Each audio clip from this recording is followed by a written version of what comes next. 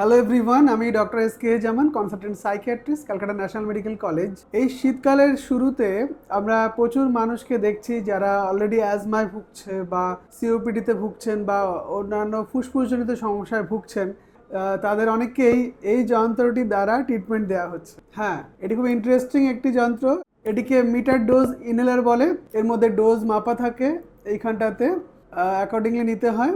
এখন এই ইনহেলার ঠিকঠাক না নিতে পারার জন্য দেখা যাচ্ছে যে অনেকেরই ওষুধে ঠিকঠাক কাজ হচ্ছে না। এটি এখন এই মুহূর্তে সবচেয়ে আধুনিক এবং সবচেয়ে কম সাইড এফেক্টের ট্রিটমেন্ট। সেই জন্যই ইনহেলার আমাদের সকলেরই ব্যবহার করা উচিত যারা ফুসফুসজনিত সমস্যায় ভুগছে।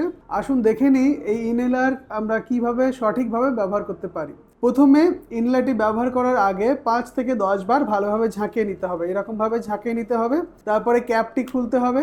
ক্যাপটি খোলার পরে আগে দেখে নিতে হবে যে এই ইনহেলারের ভিতরের অংশটা ঠিকঠাকভাবে পরিষ্কার আছে কিনা। যদি পরিষ্কার থাকে তারপর আপনি স্টেডি হয়ে সোজা হয়ে বসবেন। প্রথম ধাপে আপনি ফুসফুস থেকে সমস্ত বাতাসটাকে বার করে দেবেন। এইভাবে এক্সহেল করে পুরো বাতাসটাকে বার করে দিলেন। তারপর ইনহেলারটাকে মুখের মধ্যে দিতে হবে, এইভাবে ঠোঁট দিয়ে চেপে ধরতে হবে। এইভাবে নিলেন, তারপরে এটাকে উপর থেকে প্রেস করতে হবে। এরকমভাবে প্রেস করলেন। প্রেস করার পরে তারপর যে এয়ারোসল বা যে গ্যাসটা বার হলো ওটাকে পুরোপুরি ইনহেল করতে হবে, পুরোটা ভিতরে নিয়ে নিতে হবে। দিয়ে আপনাকে 10 সেকেন্ড শ্বাসটা বন্ধ করে থাকতে হবে। 10 সেকেন্ড শ্বাস বন্ধ করে থাকলেন, তারপরে আস্তে আস্তে নিজের শ্বাসটাকে ছাড়তে হবে। এইভাবে শ্বাসটাকে আস্তে আস্তে ছাড়লেন। তারপর আবার 5 থেকে 10 বার ঝাঁকুনি। তারপর আবার সেম পদ্ধতিতে বাতাসটাকে বার করে দিলেন। তারপর এটা মুখে নিলেন, দিয়ে উপরটাকে প্রেস করলেন, ওষুধটা ভিতরে গেল। ইনহেল করলেন, ধরে রাখলেন 10 সেকেন্ড, তারপর আস্তে আস্তে ছেড়ে দিলেন।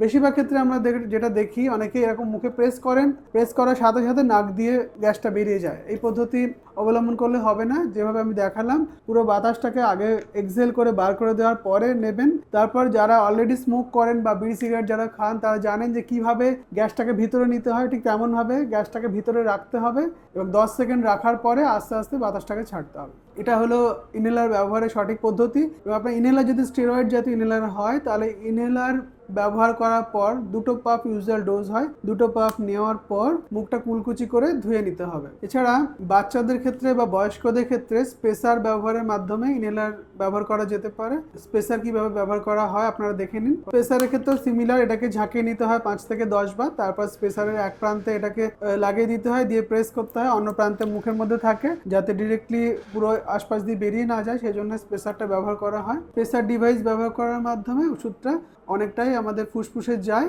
এই ফুসফুসে যাওয়ার জন্য ওষুধটা সঠিকভাবে কাজ করতে পারে। আমরা জানি অনেক ফুসফুসের রোগ আছে যেগুলো সাইকোসোম্যাটিক ডিসঅর্ডার, মানে মানসিক সমস্যা বেড়ে গেলে ফুসফুসের সমস্যা বেড়ে যাওয়ার সম্ভাবনা থাকে। সুতরাং আপনারা আপনাদের মনের স্বাস্থ্যের সাথে সাথে শরীরের স্বাস্থ্যের যত্ন নিন। যারা যারা ফুসফুসের সমস্যায় ভুগছেন এবং ইনহেলার ব্যবহার করছেন তারা আমার ভিডিও দেখার পর থেকে সঠিক পদ্ধতিতে ইনহেলার ব্যবহার করুন এবং ইনহেলারটার ম্যাক্সিমাম এফিকেসি যাতে পান সেদিকটা খেয়াল রাখুন। আমার ভিডিওটি আপনাদের যদি কিছু হেল্প করে থাকে তাহলে আপনারা ভিডিওটি বেশি বেশি করে শেয়ার করুন। ভিডিওটি ভালো লাগলে লাইক করুন, আমার চ্যানেল মনে কথাকে সাবস্ক্রাইব করুন। Thank you so much.